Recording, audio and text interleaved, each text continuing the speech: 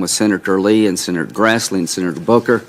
That's a big deal that's going to change lives, I think, in a positive way. So this committee has within it the ability to do big things long overdue. I know Senator Blackburn wants to do something on social media. Senator Klobuchar's got some ideas about how to make sure if you put an ad up on social media, you have to stand by it. We're all worried about the social media platforms being hijacked by terrorists and bad actors throughout the international world. We're worried about privacy. Do you really know what you're signing up for when you get on one of these platforms? I'd like this committee working with Commerce to see if we can find some way to tame the Wild West.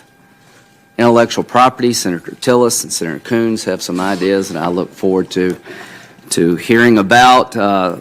Senator Sass wants to make sure that we act ethically. You got a package of ethic reforms, and I look forward to working with you there. On this side, I know there are a lot of ideas that I'm sure that if we sat down and talked, we could embrace, and I look forward to solving as many problems as we can and having a contest over ideas that really matter to the American people. Senator Hatch, thank you for coming. In terms of my chairmanship, if I can do what you and Senator Grassley were able to do during your time, I will have done the committee a good service. Senator Grassley, thank you very much. Last year was tough, but I think you and Senator Feinstein did the best you could in the environment in which we live. The times in which we live are very difficult times.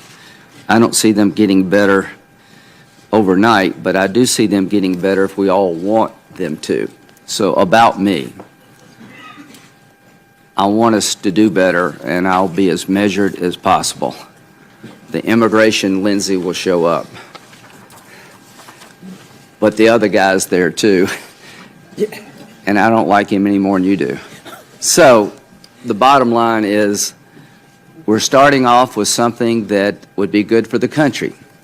We have a vacancy for the Attorney General spot. We have a chance to fill that vacancy. Mr. Barr is, you can't hold a job. When you look at what he's done in his life, it's incredible. So I want to thank the President for nominating somebody who is worthy of the job, who will understand on day one what the job is about, and can right the ship over there. I think we all have concerns. I know Senator Whitehouse is passionate about cybersecurity and Fort Cyber and all these other ideas that Sheldon has been pushing. It's just a matter of time before we hit hard if somebody doesn't step up to the plate with some solutions. But a little bit about the nominee. He's been Attorney General before, from 91 to 93, by voice vote. Those were the days. Deputy Attorney General from 90 to 91, unanimous consent without a recorded vote. Assistant Attorney General, Office of Legal Counsel, voice vote. That's pretty amazing. I think you're going to have an actual vote this time. Academically gifted, George Washington Law School, Columbia University undergraduate. Outside of DOJ, he was the General Counsel, Legislative Counsel for the CIA. That's how he met Bush 41. He's been a law clerk. He's worked in private practice. I'm not going to bore the committee with all the things he's done. He's been the Senior Vice President, General Counsel of GTE. He's lived a consequential life, General Counsel for Verizon. You've lived a life that I think has been honorable and noteworthy and accomplished, and I want to thank you for being willing to take this task on. We got a lot of problems at the Department of Justice. I think morale is low, and we need to change that. So I look forward to this hearing. You will be challenged. You should be challenged. The memo, there'll be a lot of talk about it, as there should be. But I just want to let you know, Mr. Barr, that we appreciate you stepping up at a time when the country needs somebody of your background and your temperament to be in charge of the rule of law. And with that, I will turn it over to my colleague, Senator Feinstein. Thanks very much, Mr. Chairman. And I want you to know I really look forward to working with you. Too. And I think we can work productively together. And Senator, Grassley, I want to thank you for the time we worked together. It really was a pleasure, and I had an opportunity to get to know you as the fine person that you are, so thank you very much. I want to say just one word or two or three about women. 25 years ago, there were no women on this committee. I'll never forget watching the Anita Hill hearing on a television in the London airport with a lot of people gathered around. So I went over to take a look, and I saw this all-male Judiciary Committee. And it took all these years, but here we are. And I want to particularly welcome Senator Ernst and Senator Blackburn. I think it's extraordinarily important that this committee be representative of our society at large, and we are growing that way, and so thank you very much for being here. I'd also like to welcome Bill Barr and his family. I know you're proud to be here, and you served as Attorney General before, from 91 to 93, and I think we all have great respect for your commitment to public service. When we met, your previous tenure marked a very different, we talked about a very different time for our country, and today we find ourselves in a unique time with a different administration and different challenges. And now, perhaps more than ever before, the country needs someone who will uphold the rule of law, defend the independence of the Justice Department, and truly understand their job is to serve as the people's lawyer, not the president's lawyer. Top of mind for all of us is the ongoing Mueller investigation. Importantly, the Attorney General must be willing to resist political pressure and be committed to protecting this investigation. I'm pleased that in our private meeting, as well as in your written statement submitted to the committee, you stated that it's vitally important, and this is a quote, that the special counsel be allowed to complete his investigation, end quote, and that, quote, the public and Congress be informed of the results of the special counsel's work, end quote. However, there are at least two aspects of Mr. Mueller's investigation. First, Russian interference in the United States election, and whether any U.S. persons were involved in that interference. And second, possible obstruction of justice. It's the second component that you have written on. And just 5 months before you were nominated, I spent the weekend on your 19-page legal memo to Deputy Attorney General Rod Rosenstein, criticizing Mueller's investigation, specifically the investigation into potential obstruction of justice. In the memo, you conclude, I think, that Special Counsel Mueller is, quote, grossly irresponsible for pursuing an obstruction case against the president. And pursuing the obstruction inquiry is fatally misconceived, so I hope we can straighten that out in this hearing. But your memo also shows a large sweeping view of presidential authority and a determined effort, I thought, to undermine Bob Mueller, even though you state you have been friends and are in the dark about many of the facts of the investigation. So it does raise questions about your willingness to reach conclusions before knowing the facts and whether you prejudge the Mueller investigation, and I hope you'll make that clear today. It also raises a number of serious questions about your views on executive authority and whether the president is, in fact, above the law. For example, you wrote, the president, and I quote, alone is the executive branch. As such, he is the sole repository of all executive powers conferred by the Constitution. Thus, the full measure of law enforcement authority is placed in the president's hands, and no limit is placed on the kinds of cases subject to his control and supervision. This is in your memo on page 10, and I will ask you about it. This analysis included cases involving potential misconduct, where you concluded, and I quote, the President may exercise his supervisory authority over cases dealing with his own interests, and the President transgresses no legal limitation when he does so. That's on page 12. In fact, you went so far as to conclude that, quote, the framers' plan contemplates that the President's law enforcement powers extend to all matters, including those in which he has a personal stake.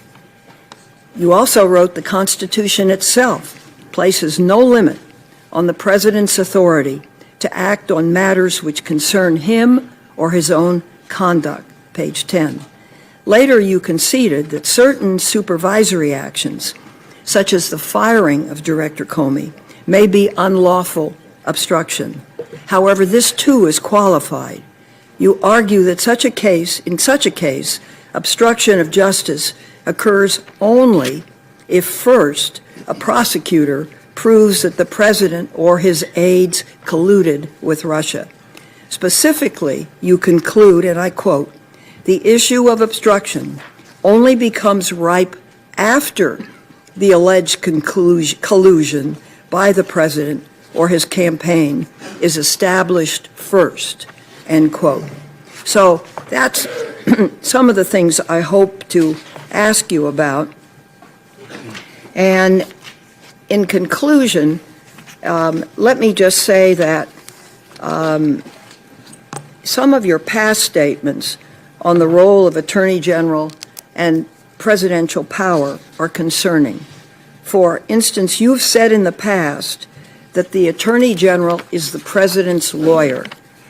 In November of 2017, you made comments suggesting it would be permissible for the President to direct the Justice Department to open an investigation into his political opponents.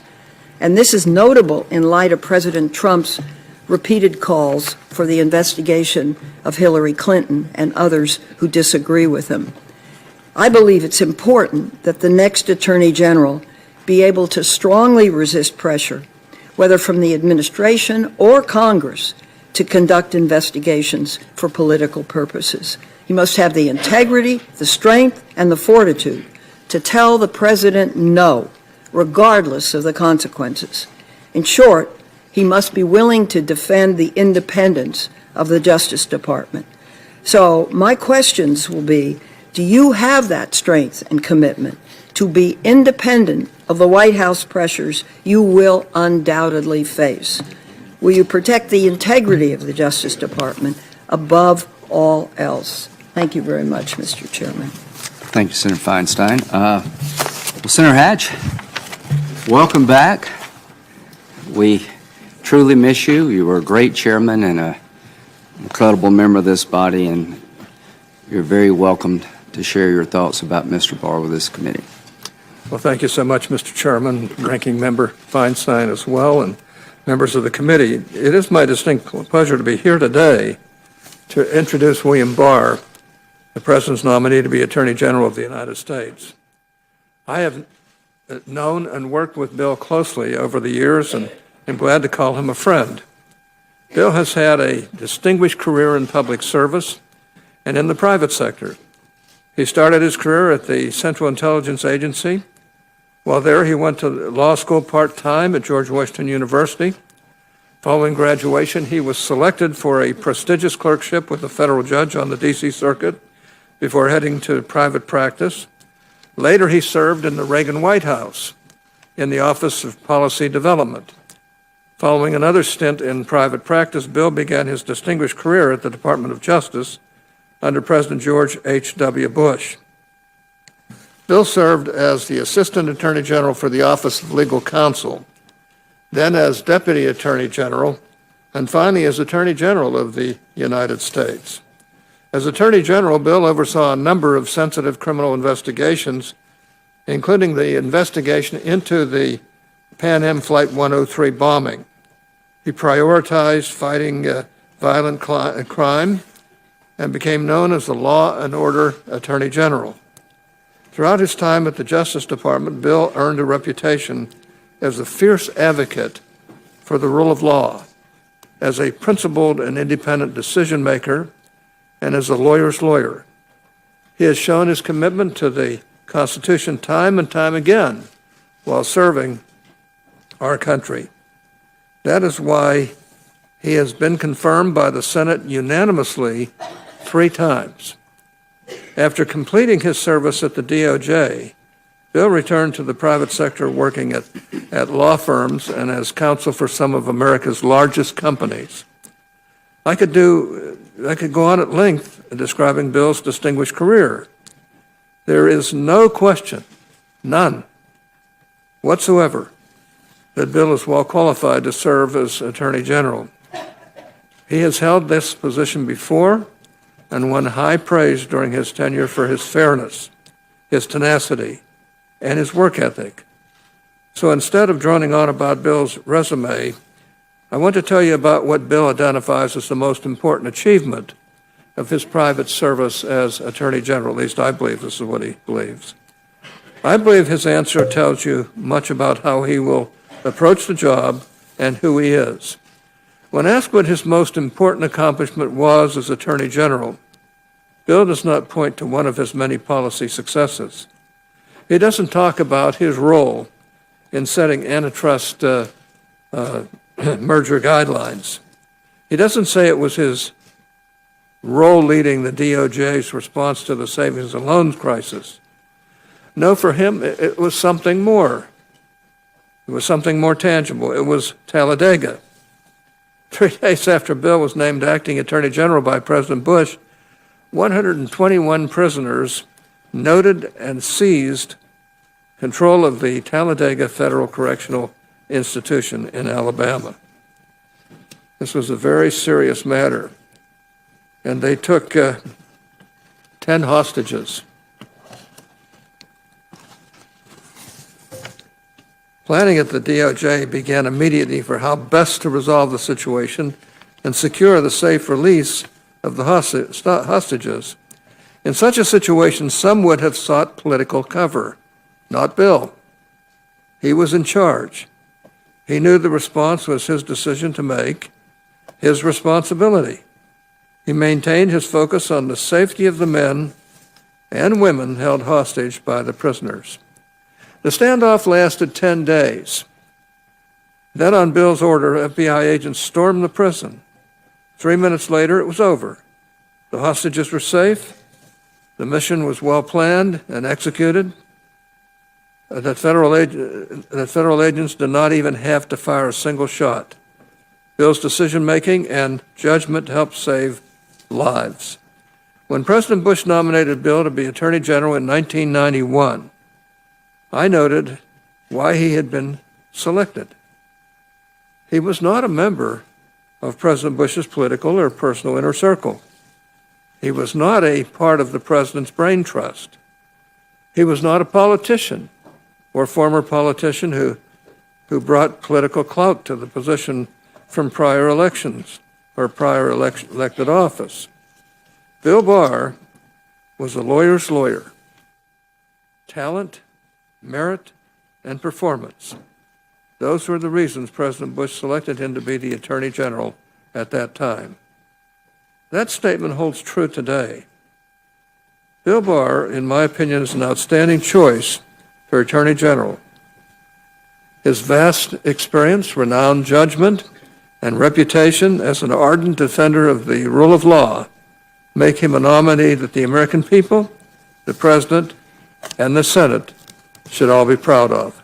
So I feel very honored to be here today to speak in his favor, and I hope that his nomination will be approved expeditiously. Thank you, Mr. Thanks, Senator Hatch. I'd like to note at the outset that the rules of the Senate prohibit outbursts, clapping, or demonstrations of any kind.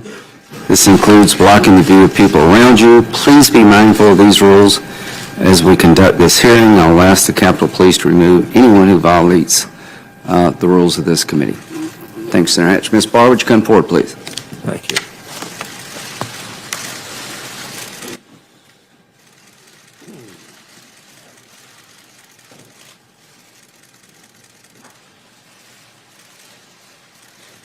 Raise your right hand, please.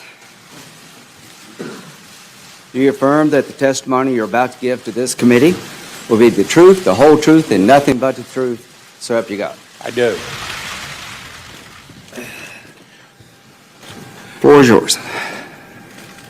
Before I begin, Mr. Chairman, could I introduce my family? Absolutely. My wife of 46 years, Christine, a retired librarian. My daughter, Margaret, who we called Meg, she was an assistant United States attorney in the District of Columbia, but now has moved up to Capitol Hill and works for Senator Braun. My middle daughter, Patricia, who's also an attorney, and she has been counsel to the House Agriculture Committee for how long now, Patty? 10? 11 years. And my daughter, Mary, who is a longtime federal prosecutor and is currently the coordinator for opioid enforcement in the Office of the Deputy Attorney General.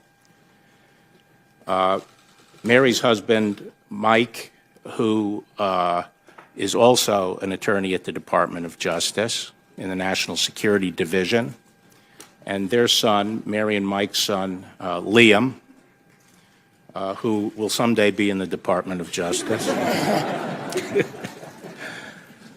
Patricia's husband, Pelham, who is a founding partner of a consulting firm, and Meg's husband, Tyler, who is also an assistant United States attorney in the Eastern District of Virginia.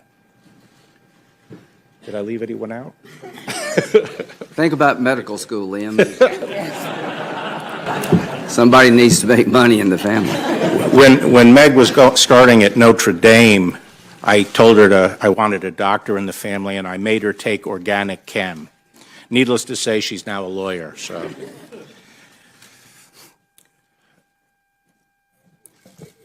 good morning, Mr. Chairman, Ranking Member Feinstein, and members of the committee. It's a privilege to come before you today, and I'm honored that President Trump has nominated me for the position of Attorney General. I regret that I come before this committee at a time when much of our government is shut down, and my thoughts are with the dedicated men and women of the Department of Justice and other federal workers, many of whom continue to perform their critical jobs. As you know, if the Senate confirms me, this would be my second time I would have the honor of holding this office.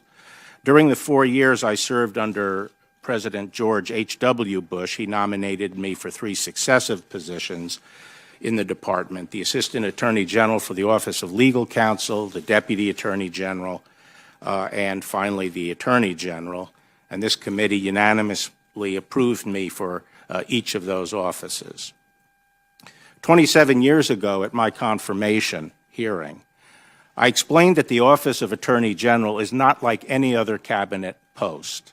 It is unique and has a critical role to play under our constitutional system. I said then, the Attorney General has a very special obligation, unique obligations. He holds in trust the fair and impartial administration of justice.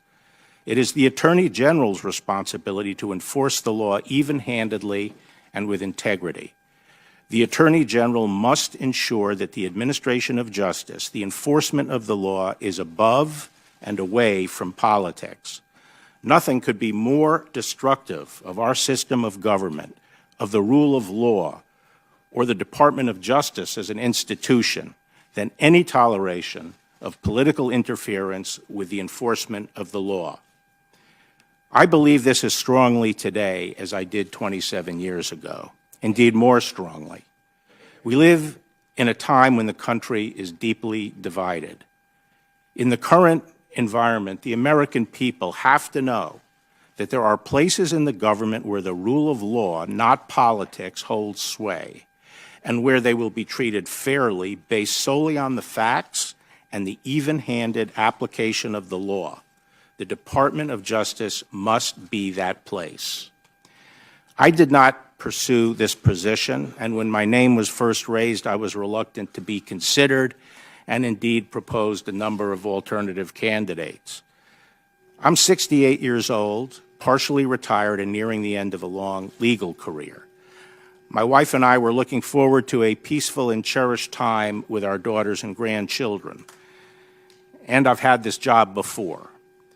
But ultimately, I agreed to serve because I believe strongly in public service. I revere the law. I love the Department of Justice and the dedicated professionals who serve there. And I believe that I can do a good job leading the department in these times. If confirmed, I will serve with the same independence I did in 1991. At that time, when President Bush chose me, he sought no promises and asked only that his Attorney General act with professionalism and integrity. Likewise, President Trump has sought no assurances, promises, or commitments from me of any kind, either express or implied, and I have not given him any, other than that I would run the department with professionalism and integrity. As Attorney General, my allegiance will be to the rule of law, the Constitution, and the American people. This is how it should be. This is how it must be, and if you confirm me, this is how it will be. Now let me address a few matters I know are on the minds of some of the members of this committee. First, I believe it is vitally important that the special counsel be allowed to complete his investigation. I have known Bob Mueller for 30 years.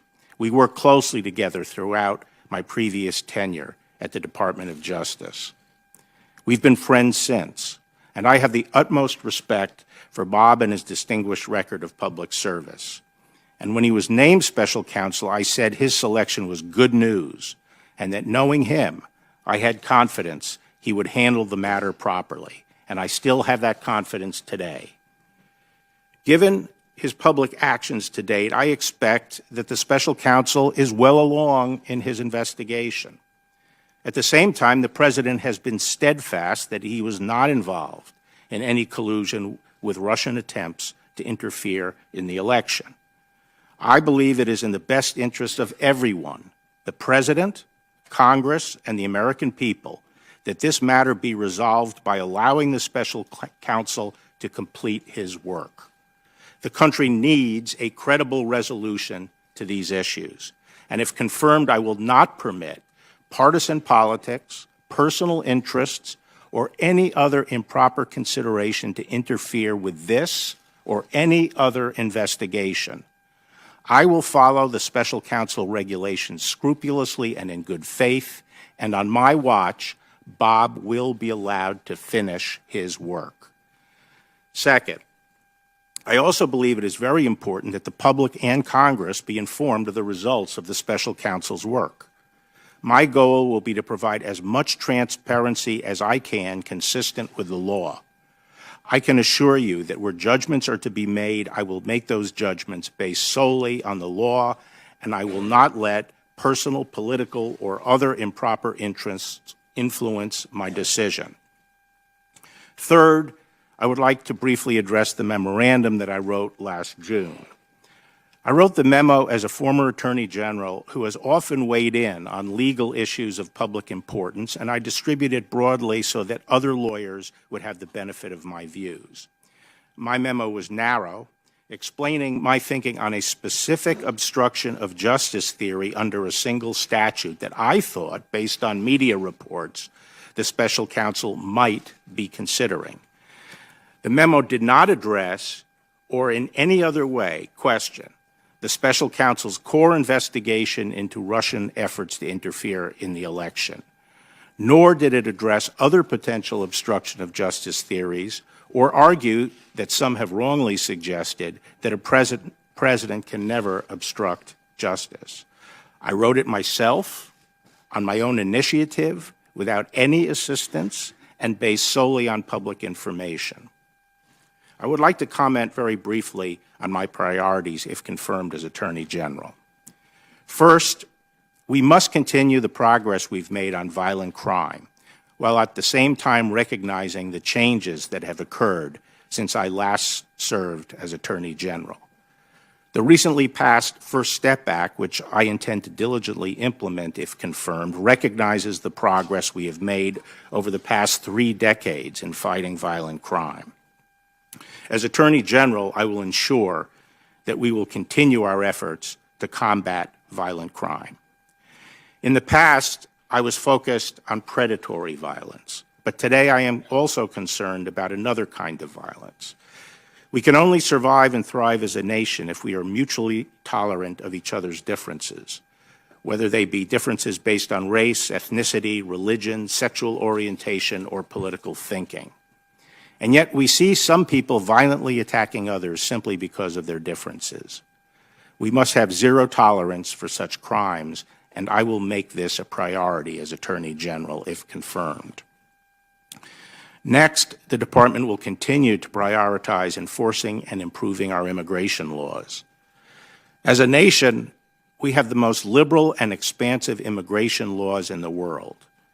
Legal immigration has historically been a huge benefit to this country. However, as we open our front door and try to admit people in an orderly way, we cannot allow others to flout our legal system by crashing in through the back doors. In order to ensure that our immigration system works properly, we must secure our nation's borders, and we must ensure that our laws allow us to process, hold, and remove those who unlawfully enter. Finally, in a democracy like ours, the right to vote is paramount. In a period of great political division, one of the foundations of our nation is our enduring commitment to the peaceful transition of power through elections. If confirmed, I will ensure that the full might of our resources are brought to bear against foreign persons who unlawfully interfere in our elections. Fostering confidence in the outcome of elections also means ensuring that the right to vote is fully protected, as well as ensuring the integrity of elections. Let me conclude by making the point that over the long run, the course of justice in this country has more to do with the character of the Department of Justice as an enduring institution than with the tenure of any particular Attorney General.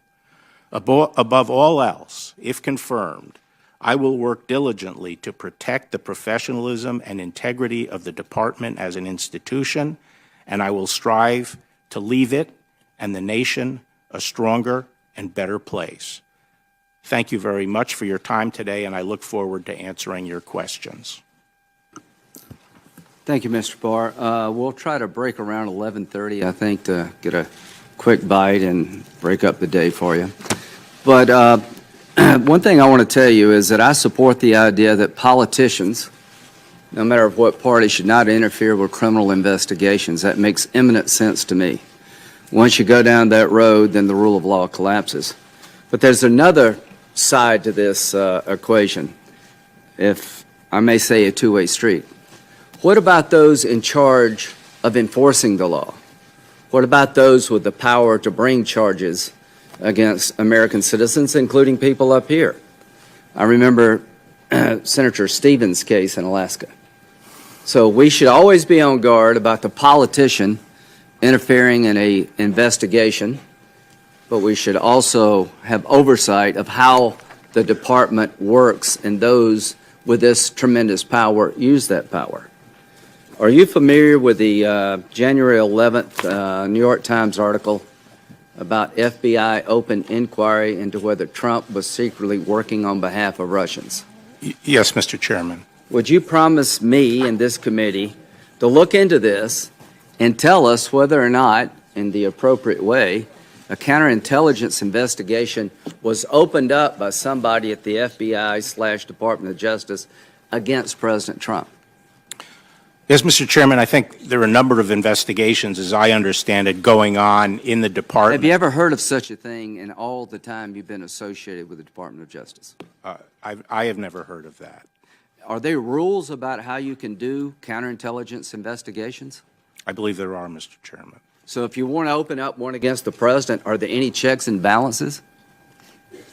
Not outside the FBI. Okay, well, we need to look at that.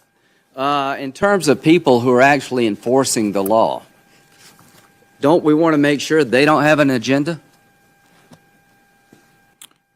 That's right, Mr. Chairman. Do you know a Lisa Page or Peter Strzok? I've heard their names. But do you know them personally? No, I don't. This is a message, August 8th, 2016, a text message. Trump's not ever going to become president, right? Right. Strzok responded, no, he's not. We'll stop him. Strzok was in charge of the Clinton email investigation. Ms. Page worked at the Department of Justice. August 15th, 2016. I want to believe the path you threw out for consideration in Andy's office, that there's no way he gets elected, but I'm afraid we can't take that risk. It's like an insurance policy in the unlikely event you die before 40. March 4th, 2016. Page to Strzok.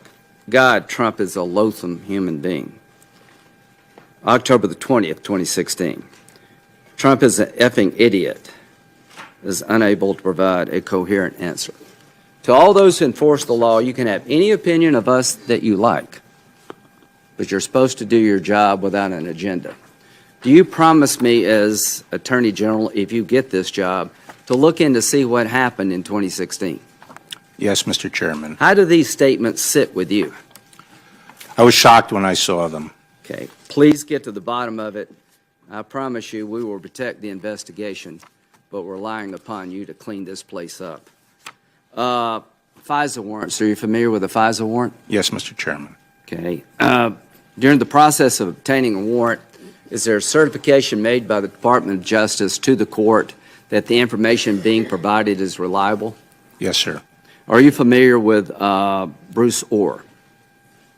No, I'm not. Bruce Orr was Associate Deputy Attorney General for Organized Crime and Drug Enforcement. His wife worked at Fusion GPS. Are you familiar with Fusion GPS? Yes, I've read about that. Fusion GPS, Mr. Barr, was hired by the Democratic National Committee and the Clinton campaign to do opposition research against candidate Trump and maybe other candidates. But we now know that they hired Fusion GPS, Michael Steele, who is a former British agent, to do opposition research and produce the famous dossier. Were you aware that Mr. Orr's wife worked for that organization? I've read that. Does that bother you if he had anything to do with the case? Yes. Are you aware that on numerous occasions he met with Mr. Steele while his wife worked with Fusion GPS? I've read that. Okay. The warrant certification against Carter Page on 4 different occasions certifies that the dossier, which was the main source of the warrant, was reliable. Would you look in to see whether or not that was an accurate statement and hold people accountable if it was not? Yes, Mr. Chairman. Mueller. You say you've known Mueller a long time. Would you say you have a close relationship with Mr. Mueller? I would say we were good friends. Would you say that you understand him to be a fair-minded person? Absolutely. Do you trust him to be fair to the president and the country as a whole? Yes. When his report comes to you, will you share it with us as much as possible? Consistent with the regulations and the law, yes. Do you believe Mr. Mueller would be involved in a witch hunt against anybody? I don't believe Mr. Mueller would be involved in a witch hunt. What are the circumstances that would allow a special counsel to be appointed, generally speaking? Well, I appointed 3, Mr. Chairman, a special counsel, and generally, when something comes up, an issue comes up that needs to be investigated, and there are good reasons to have it investigated by a special counsel outside the normal chain at the department, someone usually of public stature that can provide additional assurance of nonpartisan. Do you believe that Attorney General Sessions had a conflict because he worked on the Trump campaign? I'm not sure of all the facts, but I think he probably did the right thing recusing himself. I agree. I think he did the right thing to recuse himself. Do you know Rod Rosenstein? Yes, I do. What's your opinion of him? I have a very high opinion of Rod Rosenstein and his service in the department. Okay. Why did you write the memo? I wrote the memo because starting, I think, in June of 2017, there were many news reports, and I had no facts, and none of us really outside the department have facts. But I read a lot of news reports suggesting that there were a number of potential obstruction theories that were being contemplated. or at least explored.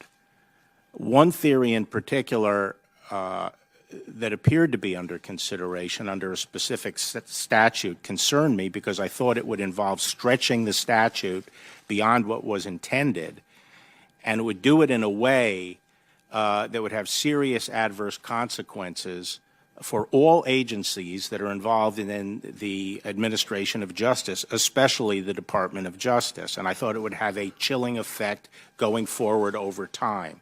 And my memo is very clear. That is the concern that was driving me. The impact, not the particular case, but its impact of a rule over time. And I wanted to make sure that before anyone went down this path, if that was in fact being considered, that the full implications of the theory were carefully thought out. So I wanted my views to get in front of the people who would be involved in, and the various lawyers who would be involved in those discussions. So I first raised these concerns verbally with Rod Rosenstein when I had lunch with him early in 2008. And he did not respond and was sphinx-like in his reaction, but I expounded on my concerns. And then I later attempted to provide a written analysis as follow-up. Now, I initially thought of an op-ed, and because of the material, it wasn't working out. And I talked to his staff, and I said, I want to follow up and send something to Rod in writing, but is he a one-pager kind of guy, or how much will he read? And the guy said, he's like you. He doesn't mind wading into a dense Don't you think memo. President Trump is a one-pager kind of guy? Excuse me? President Trump is a one-pager kind of guy. I suspect he is. Okay, just remember that. Go ahead. Yeah. And so I provided the memo to Rod, and I provided it, distributed it freely among the other lawyers that I thought would be interested in it. And I think it was entirely proper. It's very common for me and for other former senior officials to weigh in on matters that they think may be ill-advised and may have ramifications down the road. For example, just a few months before that, I had weighed in repeatedly to complain about the idea of prosecuting Senator Menendez. I think I made 3 calls. I think it was 2 to Sessions, to AG Sessions, and 1 to Rosenstein. Now, I didn't know Senator Menendez. I don't represent Senator Menendez.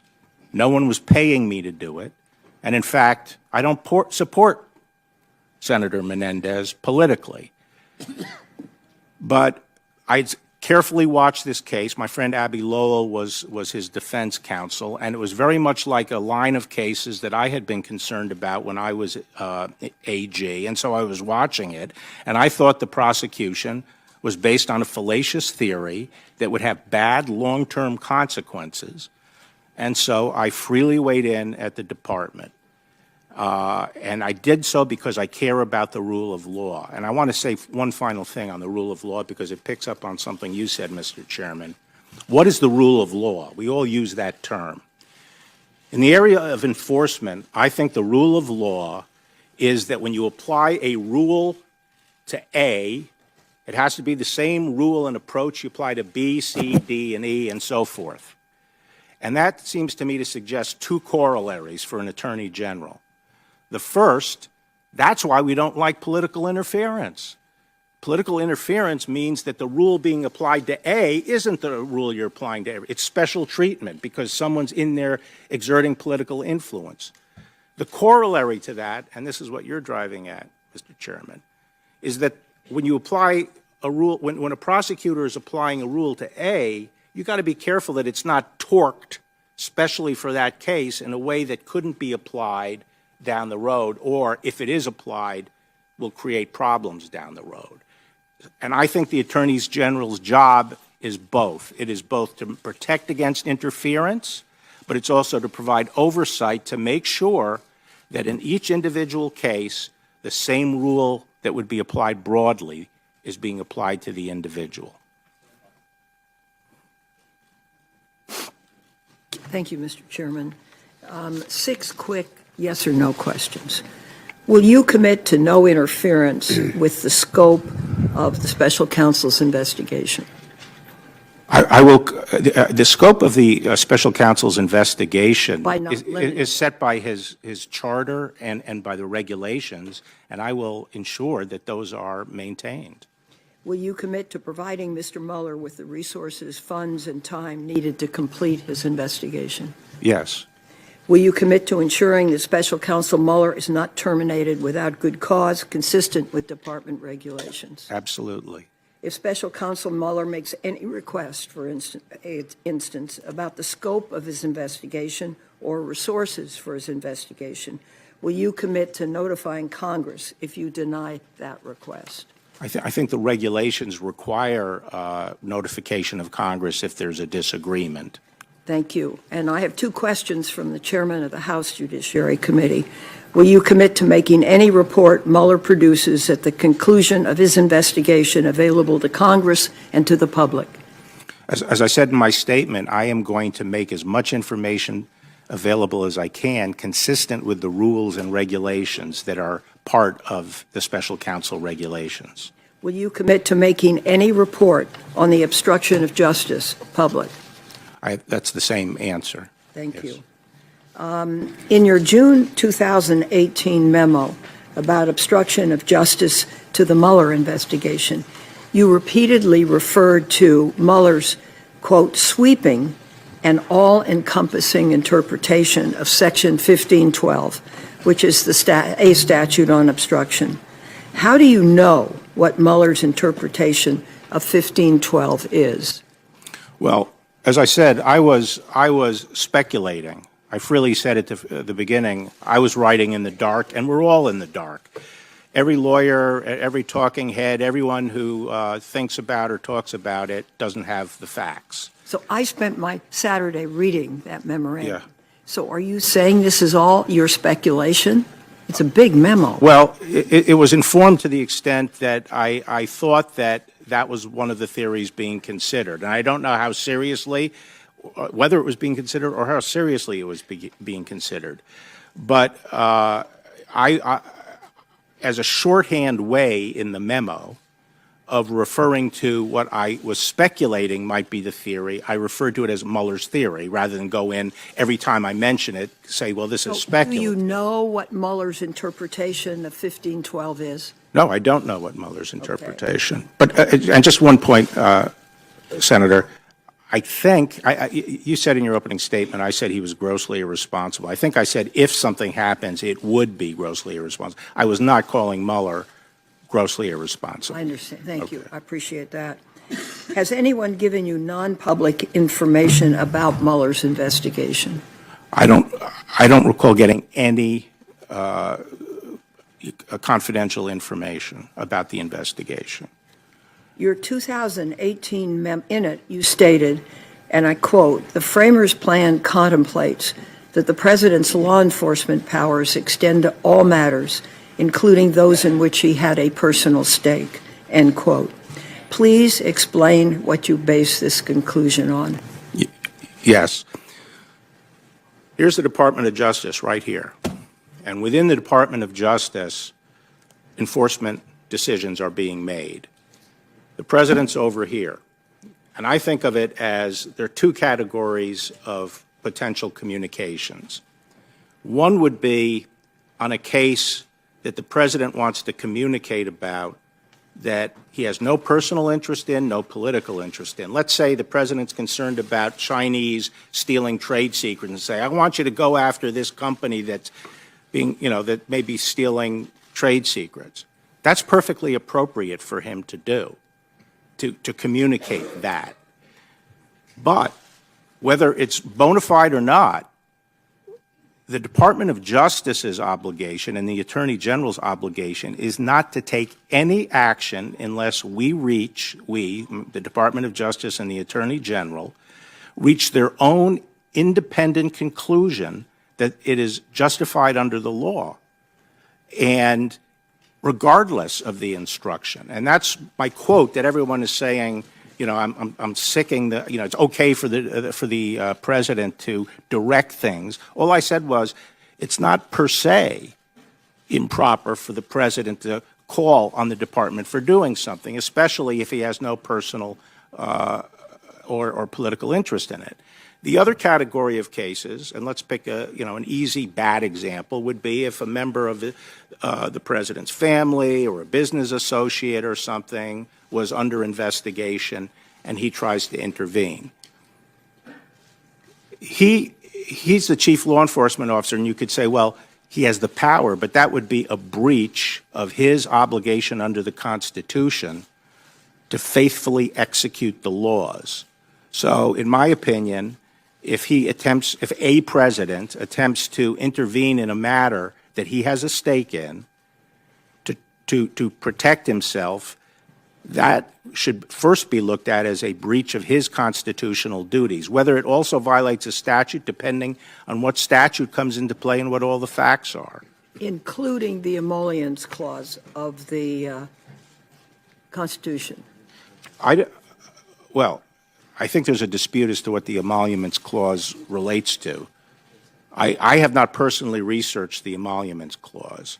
I can't even tell you what it says at this point.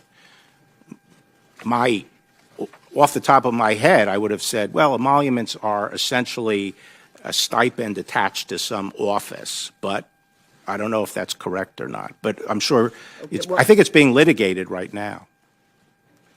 I don't know either, so I'm going to try and find out. We'll come back another day and maybe discuss it.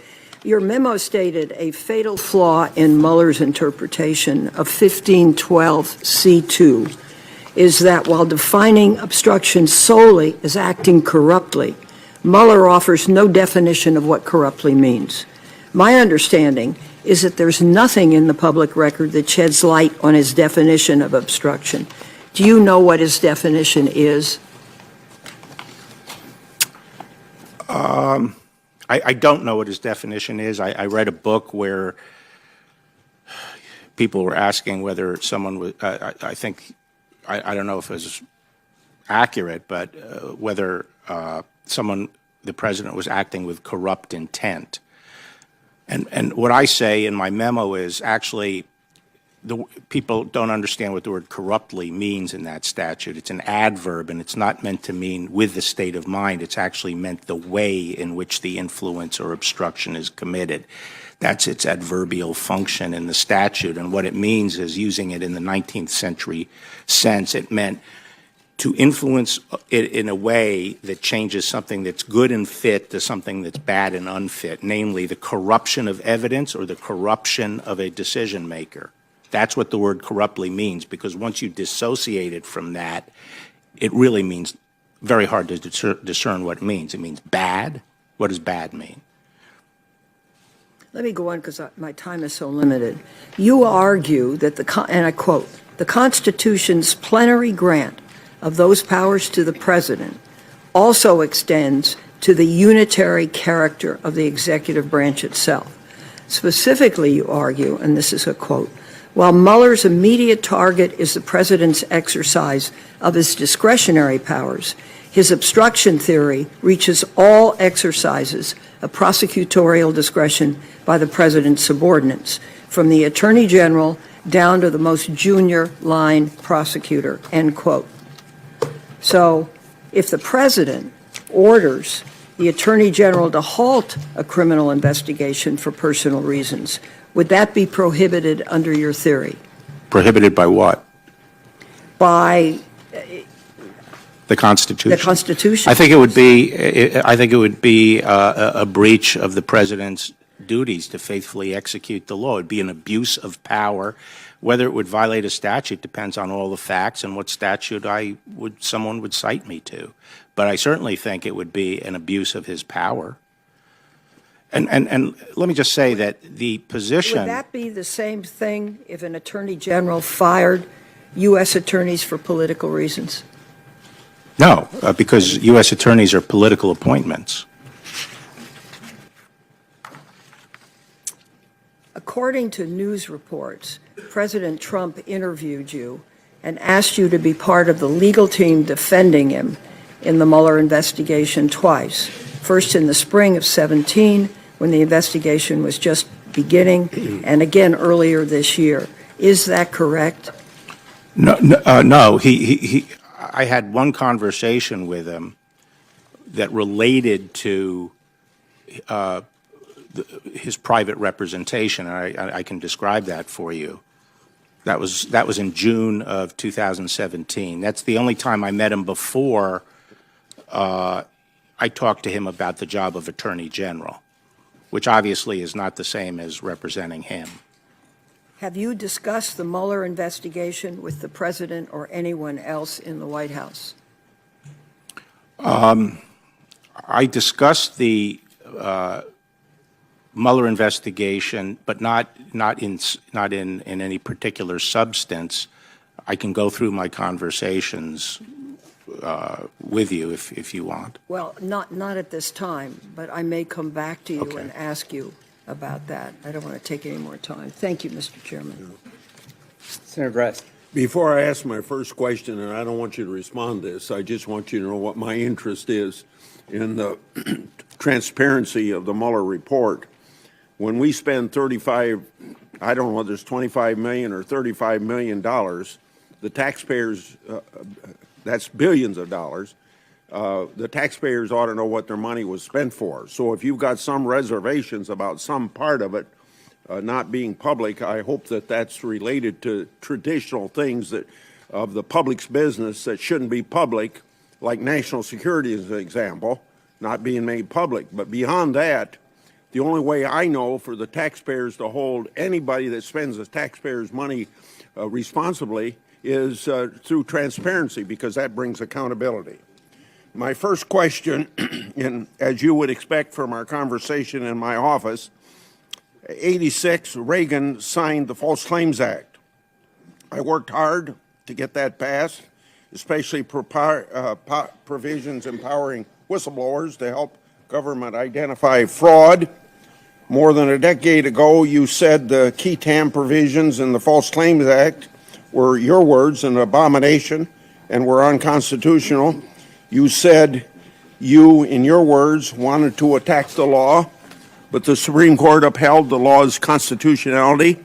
Prosecutors from both sides of the aisle have praised the law as the most effective tool government has to detect and actually recover public money lost to fraud. Since 1986, the law that was passed in 1986 brought in $56 billion into the federal treasury. Most of that's because patriotic whistleblowers found the fraud and brought the case to the attention of the government. Is the False Claims Act unconstitutional? No, Senator. It's been upheld by the Supreme Court. Do you consider the False Claims Act to be an abomination? No, I don't. Does the False Claims Act benefit the taxpayer, specifically its provisions to empower and protect whistleblowers? Yes, Senator. If confirmed, do you commit to not take any action to undermine the False Claims Act? Further, if confirmed, will you continue current Justice Department staff and funding levels to properly support and prosecute False Claims Act cases? Yes, I will diligently enforce the False Claims Act. Now, with all those positive answers, you'd think I'd be done, wouldn't you, with that? But let me go on. Just to show you that there is some forces out there that I'm suspicious about within the Department of Justice, we have a new Department of Justice guidance document out last year known as the Granston Memo. Provides a long list of reasons that the department can use to dismiss False Claims Act cases. Some of them pretty darn vague, such as preserving, these are their words, preserving government resources. Just think of all the mischief those three words can bring. Of course, the government can dismiss obviously meritless cases. I don't argue with that. But even when the department declines to participate in False Claims Act cases, the taxpayer can in many cases still recover financially. So it's important to allow whistleblowers to pursue cases even when the department isn't able to be involved. Under what circumstances can or should the Justice Department move to dismiss false claims cases? Senator, I haven't reviewed that memorandum, so I'm not familiar with the thinking of the people in this. I think it's the Civil Division that did that, but If I'm confirmed, I will review it, and I would be glad to come and sit down with you and discuss it. And if there are areas you're concerned about, I'd be glad to work with you on that. Unless you find that my presumption is wrong, that there's reasons to be suspicious, I hope you'll take into consideration my feeling about how, in various suspicious ways, people that are faceless bureaucrats can undermine this effort. In circumstances where the government doesn't intervene in false claims cases, if confirmed, will you commit to ensuring the department doesn't unnecessarily dismiss false act cases? Yes, Senator, I will enforce the law in good faith. Okay. Now, got an act that the Justice Department just took, and I can't obviously expect you to respond specifically to their act, but I use it as an example of their uncooperation with the Department of Congressional Oversight. This uncooperative behavior needs to change. On December the 10th last year, the department confirmed a briefing for your staff regarding asset forfeiture fund, and to do that last week, January the 8th.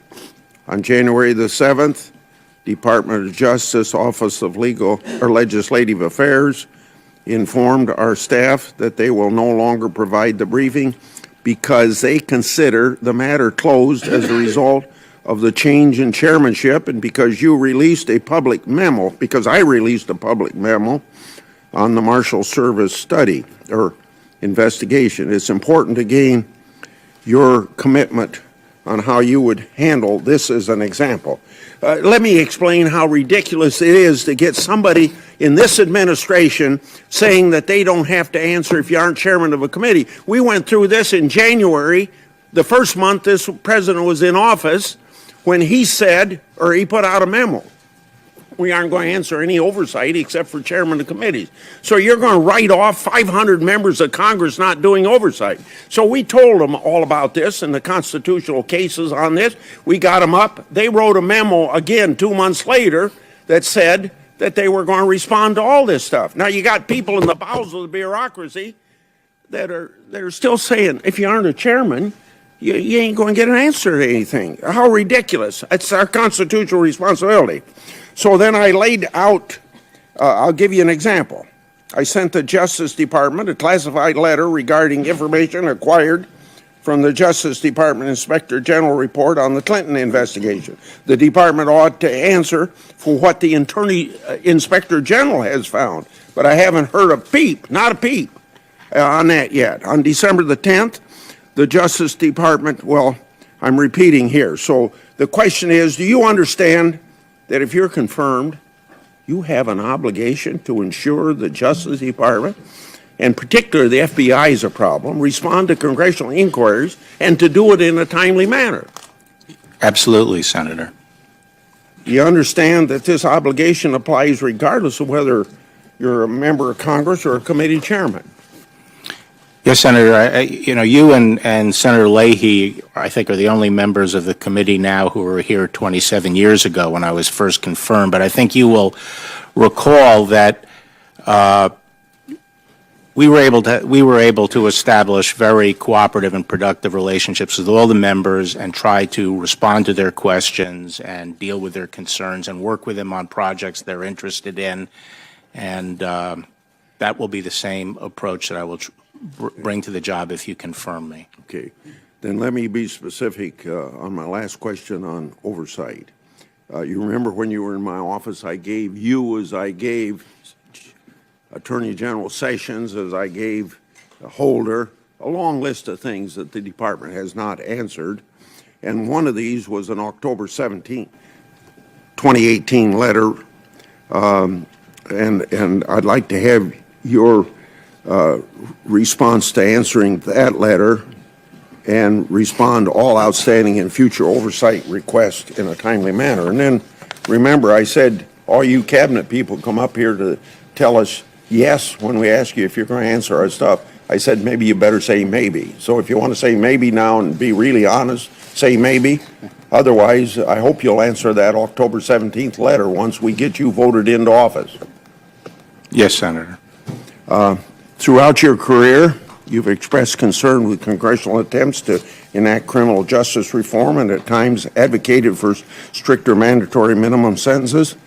In '92, under your direction, DOJ published a report entitled The Case for More Incarceration. This report declared that the problem with our criminal justice system was that we were incarcerating too few criminals. More recently, in 2015, you signed a letter opposing the Sentencing Reform and Corrections Act of 2015. This letter states quite clearly your opposition to sentencing reform, particularly the lessening of mandatory minimum sentences, any sort of retroactivity. The First Step Act was signed by President Trump. As Attorney General, it'll be your job to implement the legislation. Even though you've opposed criminal justice reform in the past, will you commit to fully implementing the First Step Act? Yes, Senator. But, in 1992, when I was Attorney General, the violent crime rates were the highest in American history. The sentences were extremely short. Typically, in many states, the time served for rape was 3 years. For murder, time served 5 to 7 years. It was, the system had broken down. And I think through a series of administrations, Reagan, Bush, and Clinton, the laws were changed. And we targeted chronic violent offenders, especially those using guns.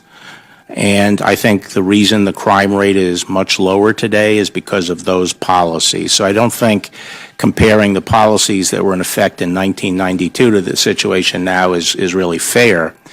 And I think, and I've said, that right now we have greater regularity in sentencing.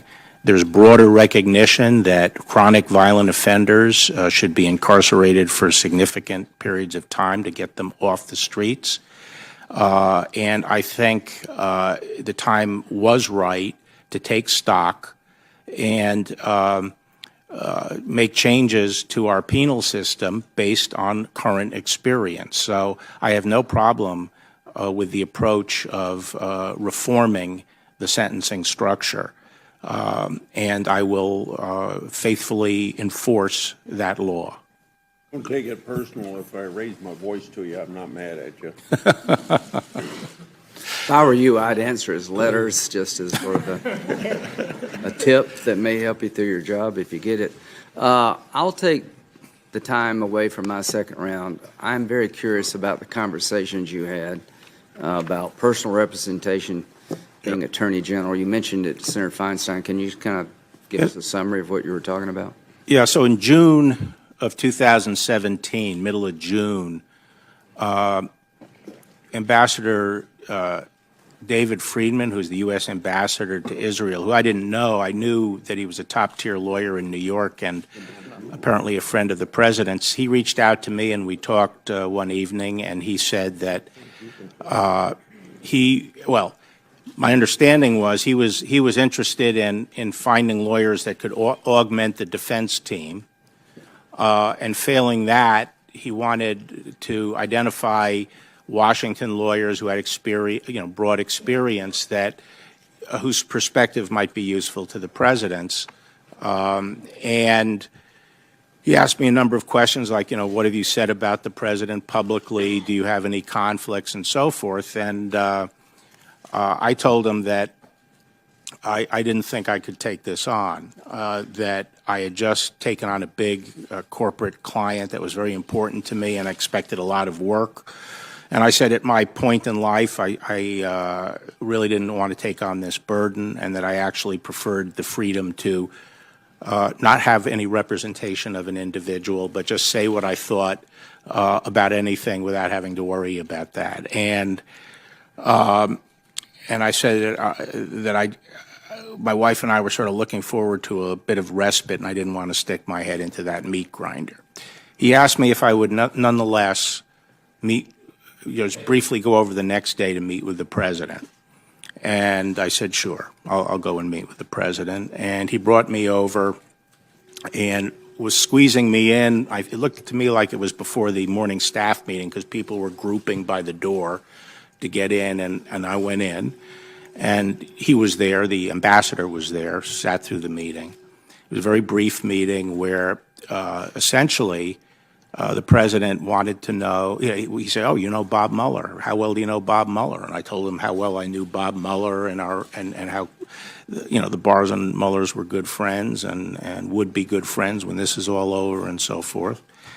And he was interested in that, wanted to know, what I thought about, Mueller's integrity and so forth and so on. And I said, Bob is a straight shooter and should be dealt with as such. And he said something to the effect like, so are you envisioning some role here? And I said, actually, Mr. President, right now I couldn't do it. My personal and my professional obligations are such that I'm unable to do it. So he asked me for my phone number. I gave it to him, and I never heard from him again until. Well, I tried that once. So, you did better. Well, I didn't hear from him until later, but about something different, which was the Attorney General position. Thank you, Mr. Barr. Good to see you again. As you mentioned, Senator Grassley and I were here at your hearing a number of years ago. Let me go back even before that. 46 years ago, I was on the Senate. I was state's attorney in Vermont, and I watched with a great deal of interest the Elliot Richardson hearings. He's been nominated to be Attorney General as the midst of Watergate.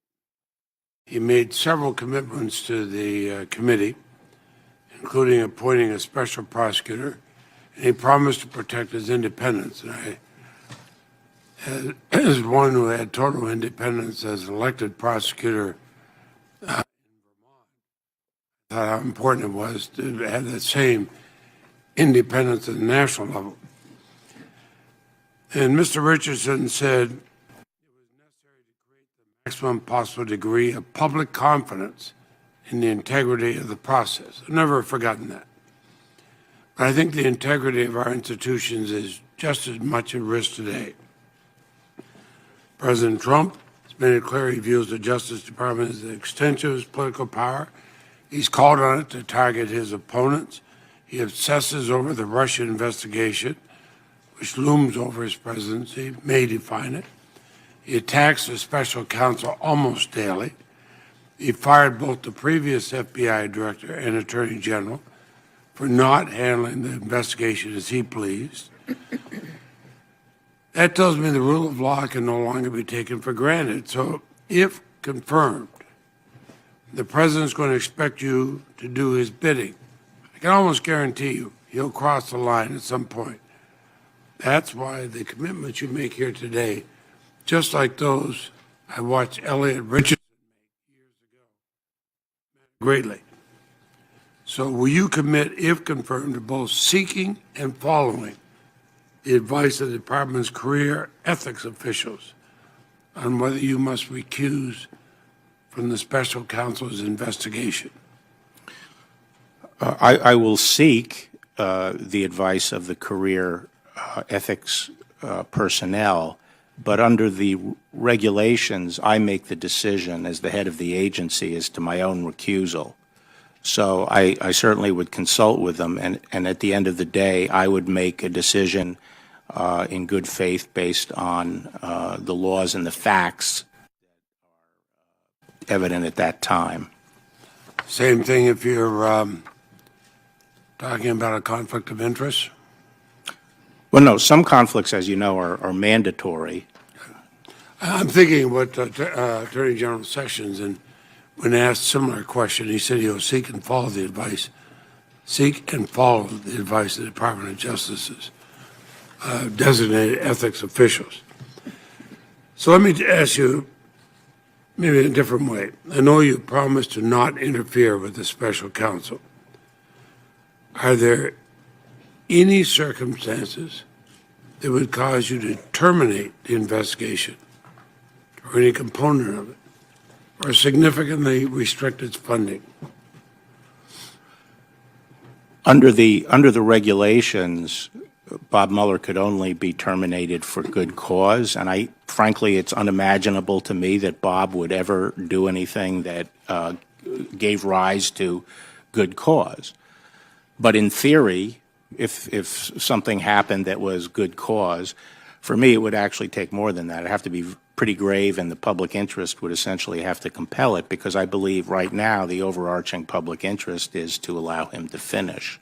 I would agree with that, but I also think over the past 18 months, you rather harshly prejudged the investigation in some of your writings. Well, I don't see that at all, Senator. You know, when you strip away a lot of the rhetoric, the two things that have been thrown up as me sort of being antagonistic to the investigation are two things. One, a very mild comment I made that, gee, I wish the team had been more balanced. I wasn't criticizing Mueller. I believe that prosecutors, and I think you would agree, they can handle the case professionally, whatever their politics are. A good prosecutor can leave their politics at the door and go in and do the job. And I think that's what Justice Department prosecutors do in general. But you also are very critical of the Russian probe. And I mean, I can't think of anything that would, in your memo, for example, that would jump out more for this president because of his commitment to it. And I ask that because some have said, on both sides, that it looked like a job application. And so that's what I want you to refer to. Well, that's ludicrous. If I wanted the job and was going after the job, there are many more direct ways of me bringing myself to the president's attention than writing memorandum, or sending it to the Department of Justice and routing it to But also publicly criticizing the Russian probe. I mean, how have I criticized the Russian probe? You don't have any criticism of the Russian probe? Not at all. I believe the Russians interfered or attempted to interfere with the election, and I think we have to get to the bottom of it. So you would be in favor of releasing the investigative report when it's completed? As I've said, I'm in favor of as much transparency as there can be, consistent with the rules and the law. Do you see a case where the president could claim executive privilege, say that parts of the report could not be released? Well, I don't have a clue as to what would be in the report. The report could end up being, not very big. I don't know what's going to be in the report. In theory, if there was executive privilege material to which an executive privilege claim could be made, it might, someone might raise a claim of executive privilege. That'd be pretty difficult following U.S. versus Nixon, when the Supreme Court unanimously rejected President Nixon's claims of executive privilege over the Watergate tapes. But I ask him because the president's attorney, Mr. Giuliani, said the president should be able to correct the Mueller report before any public release. So in other words, he could take this investigative report, put his own spin on it, and correct it before it's released. Do you commit that would not happen if you were Attorney General? That will not happen. Thank you.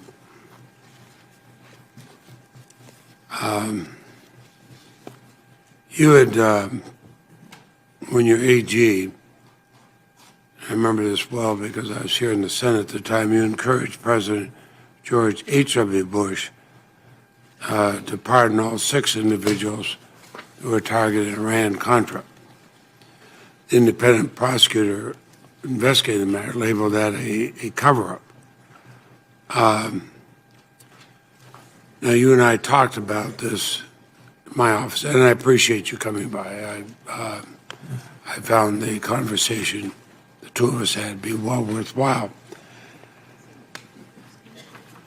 Do you believe a president could lawfully issue a pardon in exchange for the recipient's promise to not incriminate him?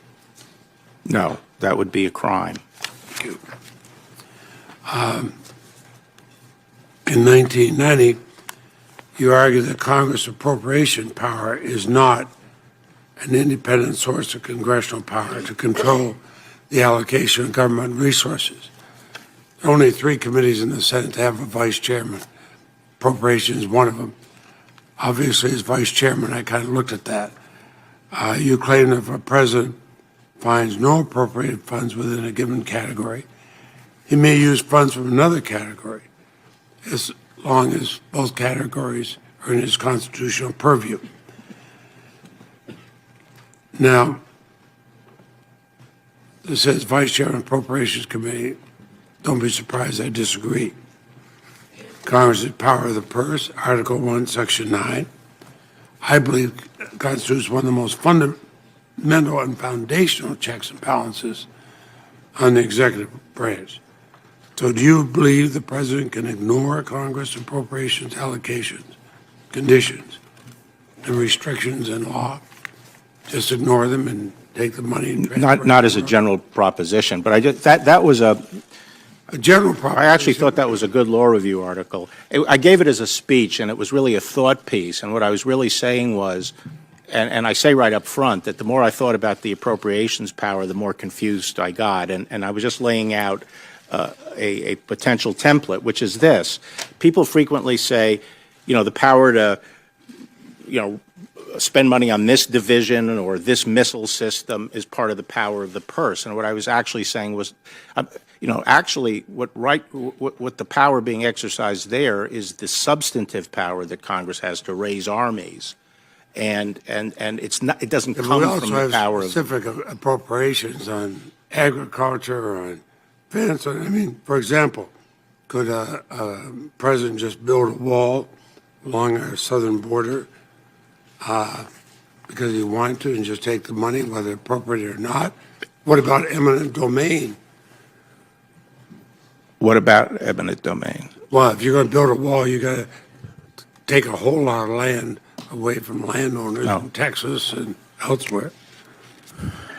Well, you'd have to show me what statute is being invoked and also what appropriations is being used. I can't answer that in the abstract. So you're saying the president, though, can have the power to go into money even if the Congress is appropriated for a different purpose? I didn't say that. But some. You mean that? I don't mean that. I'm saying that there are monies that the president may have power to shift because of statutory authority. But that would have been because Congress gave him that authority. Right. Not because he has it automatically. I'm not taking that position. As I said, my law review, it was published as a law review article, and it was a thought piece exploring what limits there might be to the appropriations power and where Congress's power comes from in certain areas. Thank you. Thank you, Mr. Chairman. Just to follow up on that real quick, and I won't take this against their corner. Did the Article 2 powers, the inherent authority of the Commander-in-Chief, give him the ability to take appropriated dollars for the Department of Defense and build a wall? I can't, without looking at the statute, I really couldn't answer that. I'm not talking about a statute. I'm talking about the inherent authority of the President as Commander-in-Chief. That's the kind of question I would go to OLC to Okay. answer. Get back with us on that, Senator Corn. Well, Mr. Chairman, let me congratulate you on your election as chairman of the Judiciary Committee and tell you we look forward to working with you and supporting this committee's efforts. Thank you for convening today's hearing. And I want to express my profound and sincere thanks to the nominee, Mr. Barr, for agreeing to serve a second time as Attorney General. I noted in your statement you said it was 27 years ago that you sat in this chair and went through your first confirmation hearing. And to me, that says a lot about your character and your commitment to the rule of law, that you would be willing to go through this process again and serve once again as the chief law enforcement officer of the country. Thank you for doing that. Thank you, Senator. Thank you to your family as well. To me, the Attorney General is one of the most challenging cabinet offices to hold because, as you point out in your opening statement, you are committed to the rule of law and enforcing the laws of the land, but you are also a political appointee of a president. If you are serving another cabinet position, certainly you're committed to implementing the president's agenda or the agenda of an administration, but as Attorney General, that is not an unequivocal commitment, because there may be some things that the administration wants you to do that you cannot do consistent with the rule of law, correct? That's right, Senator. One of the reasons I ultimately decided that I would accept this position if it was offered to me was because I feel that I'm in a position to be independent. You know, over the years, a lot of people have, some politicians have called me up saying, you know, I'm thinking of going for the Attorney General position in this administration and so forth. And I say, you're crazy. Because if you view yourself as having a political future down the road, don't take the job. Because if you take this job, you have to be ready, you know, to make decisions and spend all your political capital and have no future. Because you have to have that freedom of action. And I feel I'm in a position in life where I can do the right thing and not really care about the consequences, in the sense that I can truly be independent. Mr. Barr, thinking back about the run-up to the 2016 election, where the nominee of both political parties for President of the United States ended up being investigated by the FBI, can you think of any precedent in American history where that's occurred that you know of? No, I can't, Senator. And thinking back to James Comey's press conference of July the 7th, 2016, where he took the step of talking about the evidence against Mrs. Clinton, talking about the legal standard that would apply as to whether she might or might not be indicted for committing a crime under the Espionage Act.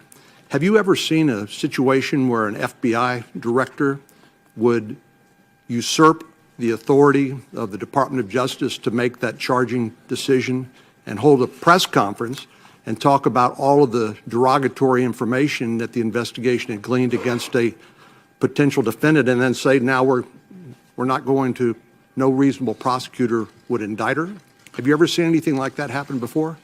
No, I've never seen that, and I thought it was a little bit, more than a little bit. It was weird at the time, but my initial reaction to it was, I think Attorney General Lynch had said something, you know, she was under pressure to recuse herself, I think, because of the so-called tarmac meeting. Right. And I think she said something like she was going to defer to the FBI. Mm-hmm. So my initial reaction to that whole thing was, well, she must have agreed, or it must have been the plan, that he was going to make the decision and go out and announce his decision.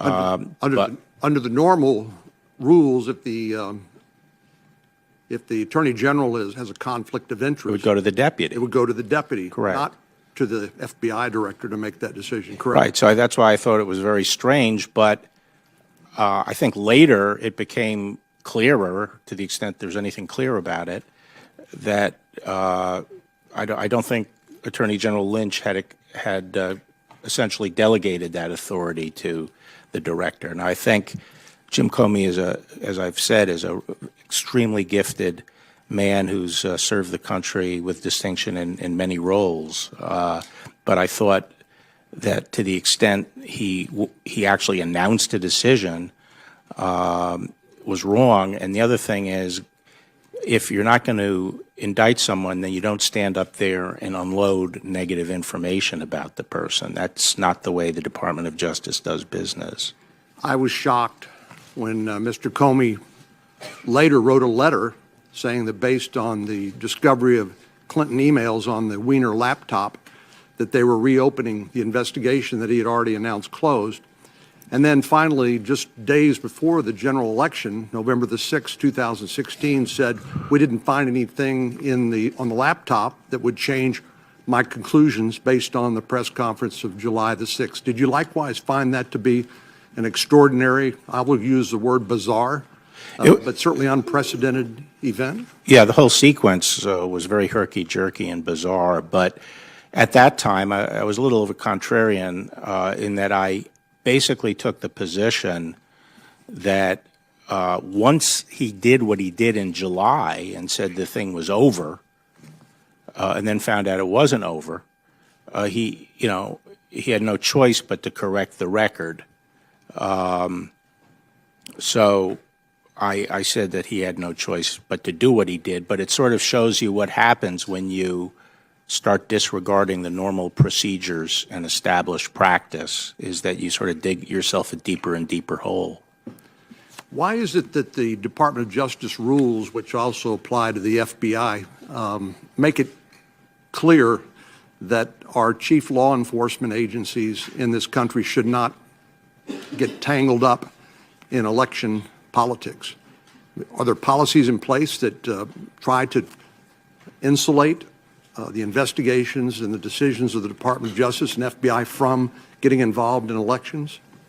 Yes, Senator, there are. And why is that? Well, obviously, because the incumbent party has their hands on among other reasons, they have their hands on the levers of the law enforcement apparatus of the country, and you don't want it used against the opposing political party. And that's what happened when the counterintelligence investigation of the Trump campaign began in late July and continued on through, presumably to Director Comey's firing and beyond. Well, I'm not in a position to, make a judgment about it because I don't know what the predicate was for it. I think I said, it's strange to have a counterintelligence investigation of a president, but I'm not, I just don't know what the predicate is, and if I'm confirmed, I assume I'll find out. Rod Rosenstein's memo recommending the termination of James Comey as FBI director was dated May the 9th, 2017. It's entitled Restoring Public Confidence in the FBI. I take it you've read the memo, and do you agree with its conclusion? I completely agree with Rod Rosenstein, and I thought the important point he made from my standpoint was not the particular usurpation that occurred, but it was, as I think he says, that Director Comey just didn't recognize that was a mistake, and so it was going to potentially be a continuing problem, that his appreciation of his role vis-a-vis the Attorney General. As I said, the title of the memo is Restoring Public Confidence in the FBI. Do you agree that restoration of public confidence in the FBI and Department of Justice as a apolitical or non-political law enforcement organization is important? It's critical and needed. It's critical, and that's one of the reasons I'm sitting here. I'd like to help with that process. Well, Mr. Barr, I think you're uniquely qualified to do that, and I wish you Godspeed. Thank you, Senator. It couldn't be more important. Thank you. Mr. Barr, we've never had a chance to meet, but I welcome you to this committee. Thank you. You seem like a rational person. I'd like to ask you a question. When you consider what Jeff Sessions went through as the Attorney General for President Donald Trump, where he was subjected to unrelenting criticism, primarily because, as a matter of conscience, he decided he had a conflict of interest and should remove himself from any decisions by the special counsel concerning the Russia investigation. When you consider that this president has lashed out on a personal basis against federal judges who ruled against his administration, when you consider the criticism which he has leveled at the chief law enforcement investigative agency of the Department of Justice, the FBI, as well as our intelligence agencies, when you see the exit lanes glutted, those leaving the White House at every single level, why do you want this job? Well, because I love the department. I love and all its components, including the FBI. I think they're critical institutions. that are essential to preserving the rule of law, which is the heartbeat of this country. And I'd like to think that there was bipartisan consensus when I was last in this position, that I acted with independence and professionalism and integrity, and I had very strong and productive relationships across the aisle, which were important, I think, to trying to get some things done. And I feel that I'm in a position in life where I can provide the leadership necessary to protect the independence and the reputation of the department and serve in this administration. A number of my colleagues on both sides have asked, and I'll bet you'll hear more, questions along the line of what would be your breaking point? When would you pick up and leave? When is your Jim Mattis moment when the president has asked you to do something which you think is inconsistent with your oath? Doesn't that give you some pause as you embark on this journey? It might give me pause if I was 45 or 50 years old, but it doesn't give me pause right now, because I had a very good life. I have a very good life. I love it.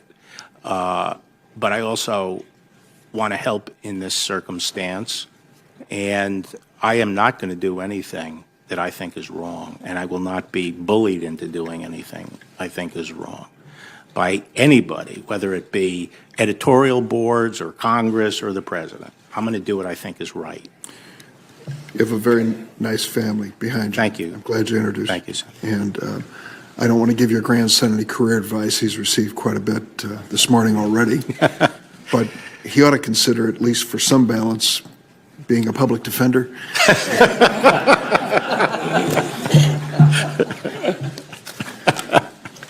One of the things that you alluded to as a major issue of concern is immigration. I'm glad you said it. Our government is shut down now over the issues of border security and immigration. And the Attorney General plays a central role, which many people don't know as they look at the Department of Homeland Security for most of the action on the issue of immigration.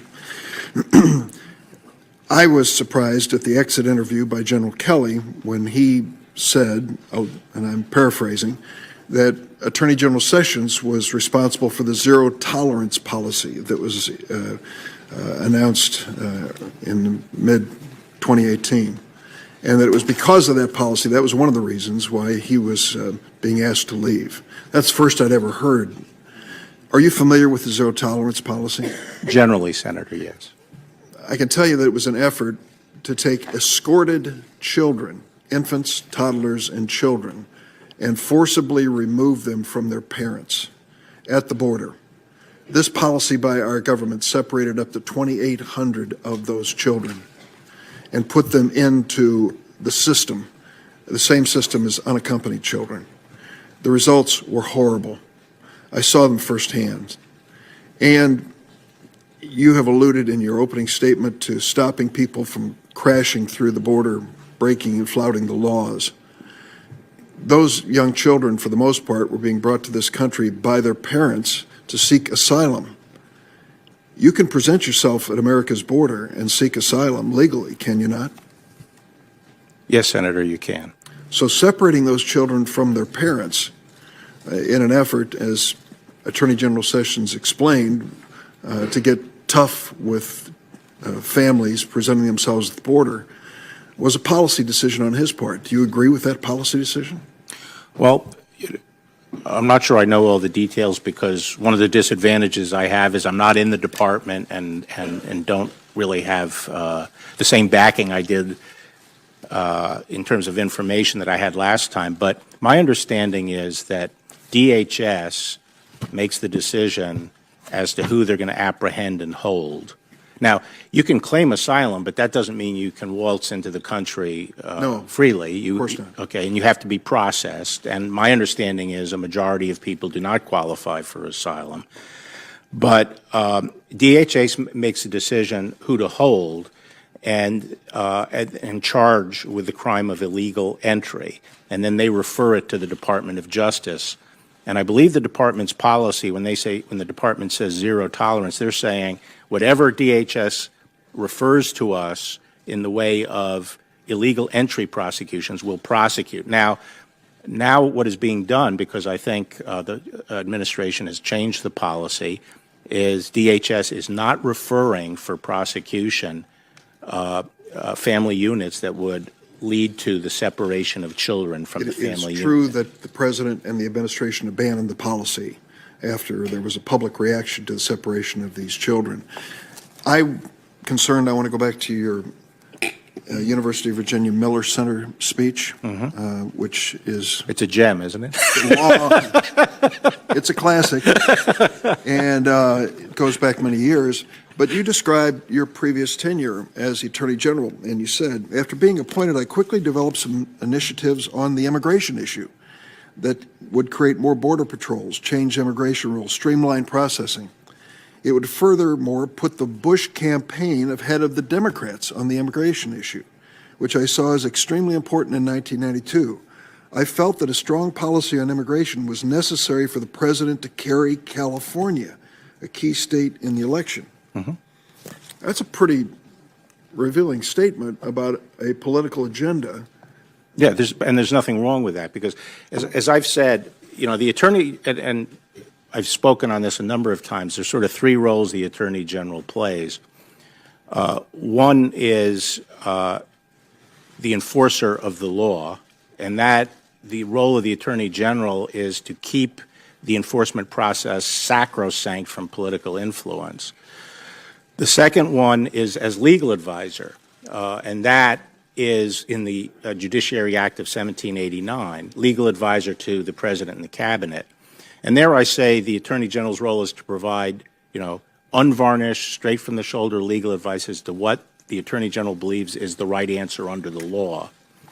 And then the third role is the policy role, which is law enforcement policy, which includes immigration policy. And there you are a political subordinate of the president, and it's okay to propose policies that are politically advantageous. Well, but I have to say that, that was casual conversation. The point was, I was pursuing a strong immigration policy even when I was deputy, long before, the election was on the horizon. And in traveling around the country, visiting the border, paying a lot of visits to California, I saw how important the issue was. And I thought the administration had to be more responsive to it. And yes, there was a political benefit to it. I just have a short time left. The chairman, our new chairman, congratulations, Graham, noted 10 years of work by a number of us on this committee on a bipartisan basis to deal with criminal sentencing and prison reform.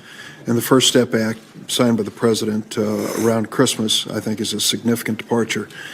I learned, as many have, that the approach, the get tough approach that we imposed with 100-to-1 sentencing disparity between crack and powder didn't work. Did not work. The number of drugs being sold on the street increased. The price of the drugs went down. The people being incarcerated went up dramatically. And we learned the hard way. That was not the way to deal with the issue. And now we're trying to clean up 10 years later, or more, 25 years later, from the 100-to-1 disparity. I voted the wrong way on 100-to-1. Now I know, in retrospect. You've made some hardline statements about this issue in criminal sentencing in the past. And many of us believe, on a bipartisan basis, we've got to look at this anew and not repeat these mistakes again. So I would like to hear your assurance that you have learned, as I have, that there is a better way, could be a more effective way, and that as Attorney General, you will help us implement the First Step Act and design the second step. Absolutely, Senator. From my perspective, the very draconian penalties on crack were put into place initially because when the crack epidemic first hit, it was like nuclear weapons going off in the inner city. And as I think you'll recall, a lot of the community leaders at that time were saying, you gotta, this is killing us, you have to do something. So the initial reaction of draconian penalties was actually, trying to help those communities. And over time, and now the same leaders are saying to us, this has been devastating. Generation after generation of our people are being incarcerated, have been incarcerated and lost their lives because of this, and you have to change the policies. And I think that is we should listen to the same people we were listening to before. I supported generally strong penalties on drugs because, not just crack, because I felt the money involved was so high that, you needed something to counteract that. I also said repeatedly over the years of the drug war that I felt that the head of the snake is outside the country. And the place to fight this aggressively is at the source more than on the street corner. And I used to say we could, stack up generation after generation of people in prison, and it'll still keep on coming. And so I always felt that, and I support a adjustment to these sentences and the safety valve and so forth.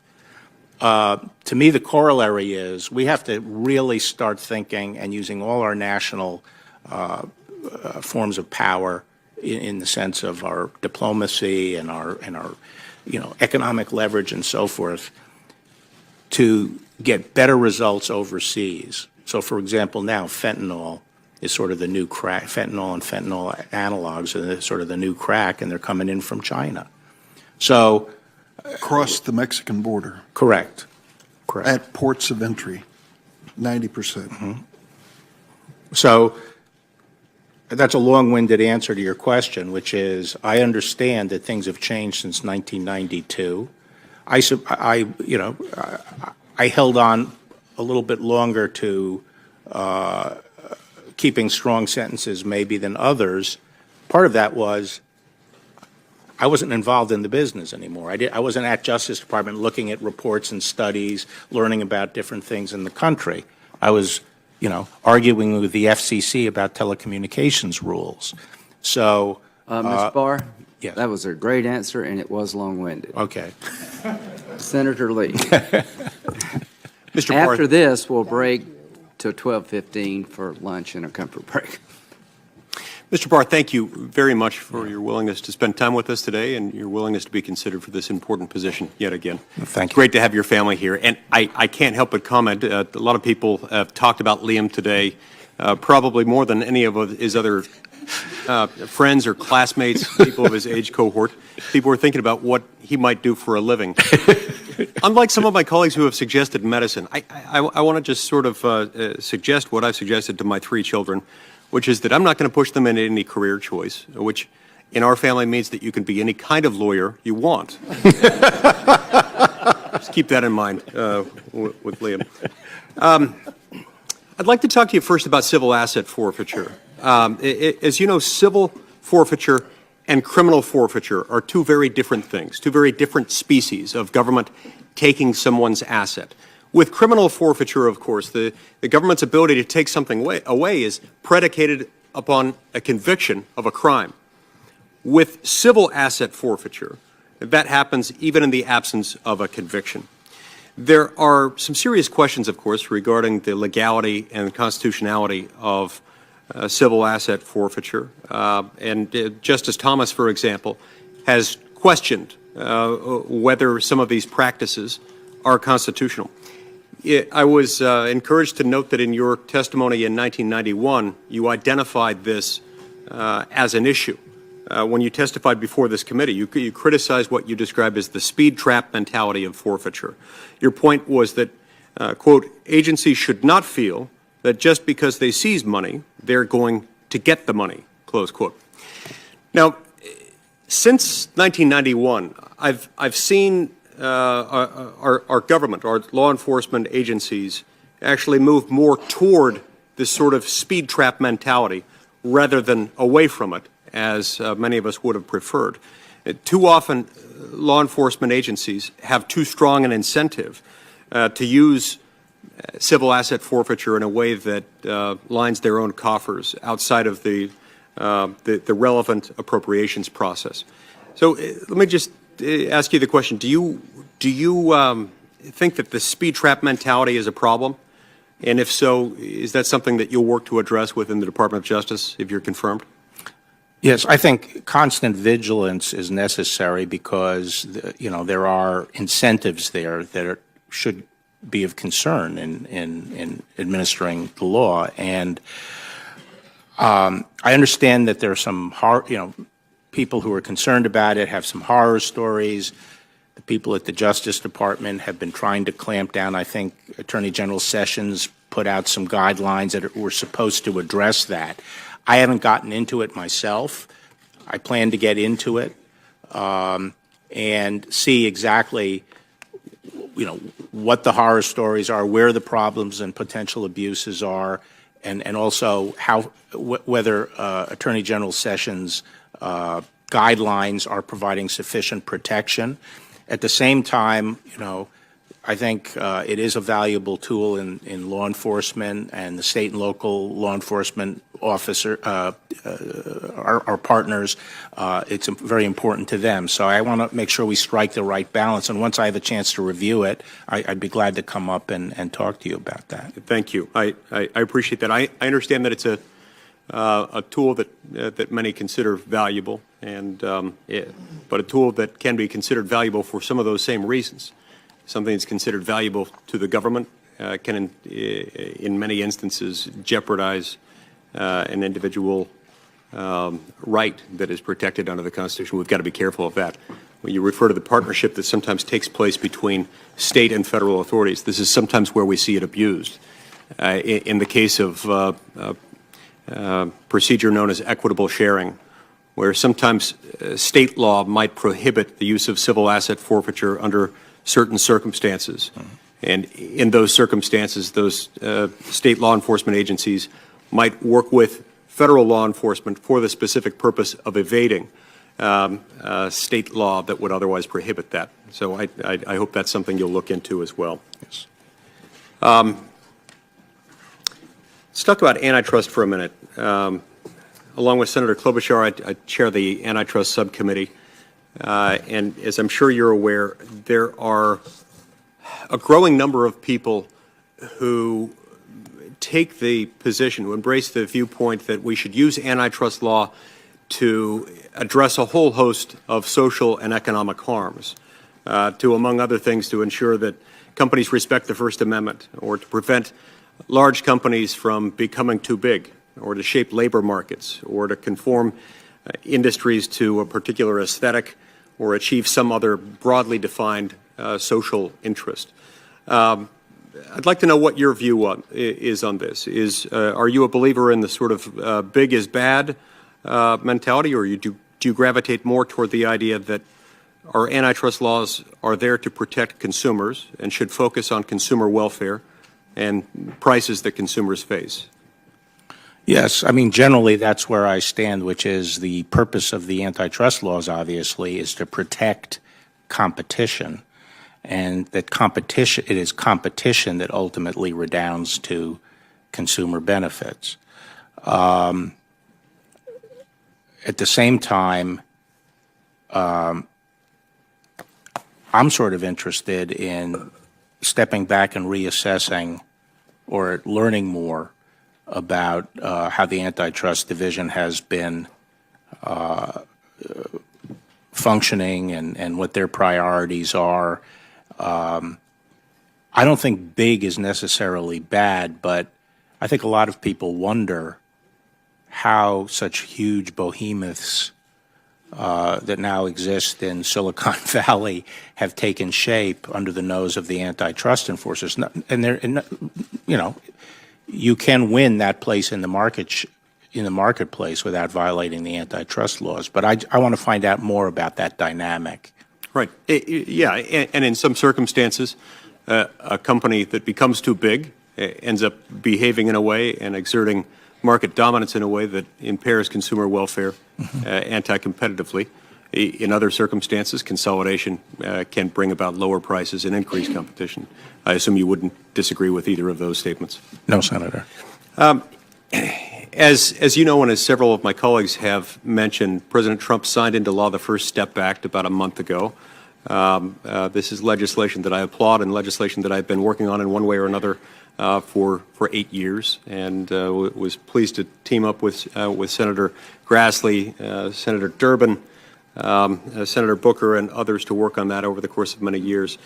As you know, the Attorney General has an important role under the First Step Act in appointing members to something called the Independent Review Commission. That Independent Review Commission will make recommendations concerning which offenders might be eligible for earned credits under this legislation and which programs will be approved. When we drafted this legislation, there were some members who were concerned that whoever was the Attorney General at the time of this law's passage and implementation might be able to undermine the effectiveness of this law by appointing members who didn't agree with or believe in the objectives of the bill. So will you commit to me, Mr. Barr, that you will appoint people to that Independent Review Commission who are honest brokers to decide which offenders should be eligible and which programs should be eligible to participate? Yes, Senator. Thank you. You familiar with the Ashcroft-Sessions policy, namely the policy requiring prosecutors to charge the most significant readily provable offense? Yes, Senator. Tell me how that should best be balanced out with the discretion of a prosecutor, most frequently, of course, with the discretion of a local U.S. Attorney's office. Well, I was going to say, I think the best way of balancing it out is to have a supervisor who is able to approve departures from that policy based on the specific circumstances. And there are countless different, permutations of facts that might justify a departure from it. So I think it's best handled by supervisory people. But I also think it has to be looked at centrally. I'm not saying that each case has to be approved centrally, but there has to be some monitoring of what's going on because, as you know, one of the things that led to the sentencing guidelines was, just big differences in the way the laws were being applied and enforced around the country. And I think we need to try to strive for as much uniformity as we can. But you intend to continue that policy? Yes. And unless someone tells me a good reason not to. If I'm understanding you correctly, you're saying that if you do follow it, you will defer to the judgment of the office in question in the case of determining when to not charge the most serious readily provable offense. No, I won't defer to my subordinates. I'm not going to say, I will defer to my subordinates. Usually you do defer to your subordinates, but there might be a case I disagree with, and I'll assert myself on it. Okay. I see my time has expired. Thank you, sir. Thanks, Senator Lee. We'll take a recess to 12:15 and start with Senator Whitehouse when we come back. Good.